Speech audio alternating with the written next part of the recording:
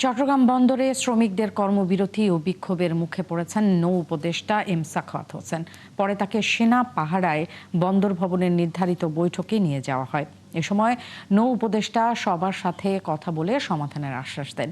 এদিকে সকাল থেকে বন্দর জেটিতে শ্রমিক কর্মচারীদের প্রবেশে বাধা দেয় আইনশৃঙ্খলা বাহিনী। এ নিয়ে বন্দর এলাকায় তৈরি হয় উত্তেজনা। প্রণবেশ চক্রবর্তী তথ্য ও ছবিতে প্রতিবেদন।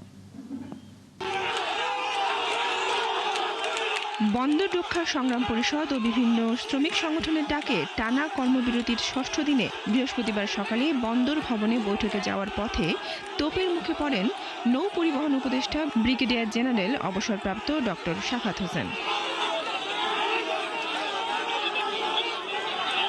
চেয়ারম্যানকে আমি আনবো না।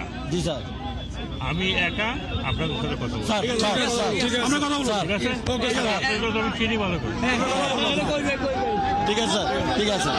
নৌ উপদেষ্টাকে ঘেরাও করে বিদেশি কোম্পানির কাছে বন্দরের লাভজনক নিউ মরিন কন্টেইনার টার্মিনাল তুলে দেওয়ার সিদ্ধান্তের প্রতিবাদ জানান শ্রমিক কর্মচারীরা। বাইরে পুলিশ, ভিতরে সেনাবাহিনী, নেভি, এই করে বন্দর বিক্রি করছে। চট্টগ্রাম বন্দর বিক্রি করতে আমরা দিব না। কোনো একটা টেন্ডার হলেই সে চেয়ারম্যানকে দিয়ে এক্সিএনদেরকে বলে দেয় এই কাজটা অমুককে দিবা, বিনিময়ে তারা কমিশন খায়।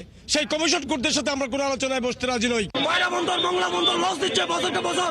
ওইখানে দেখতেছে আমরা লাভজন প্রতিষ্ঠানগুলো আমাদের বন্দরের লাভজন প্রতিষ্ঠান দেখতেছে। পরে সেনা প্রহরায় নৌ উপদেষ্টাকে বন্দর ভবনে নিয়ে যাওয়া হয়। এ সময় মিছিল নিয়ে বন্দর ভবন ঘেরাও করেন শ্রমিকরা।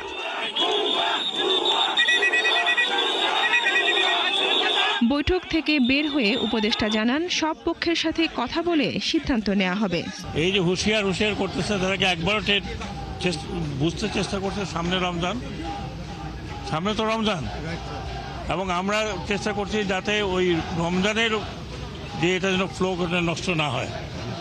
সামনে মানুষের কষ্ট, ওনাদের কারণে মানুষ কষ্ট পাবে, এটা তো ঠিক না। ওই কথাবার্তা বলবো ওনাদের সাথে, কথাবার্তা বলে সবার সাথে কথাবার্তা বলে বিকেলে ইনশাল্লাহ আপনাদের সাথে কথা বলবো। এদিকে সকাল থেকে বন্দর জেটিতে কোনো শ্রমিক কর্মচারীদের প্রবেশ করতে দেয়নি আইন শৃঙ্খলা বাহিনী। এতে উত্তেজনা তৈরি হয় বন্দর এলাকায়।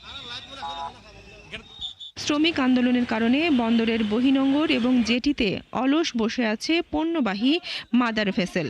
এতে বড় ধরনের আর্থিক ক্ষতির শঙ্কা ব্যবসায়ীদের। বনশ্রী হালদার, ৭১।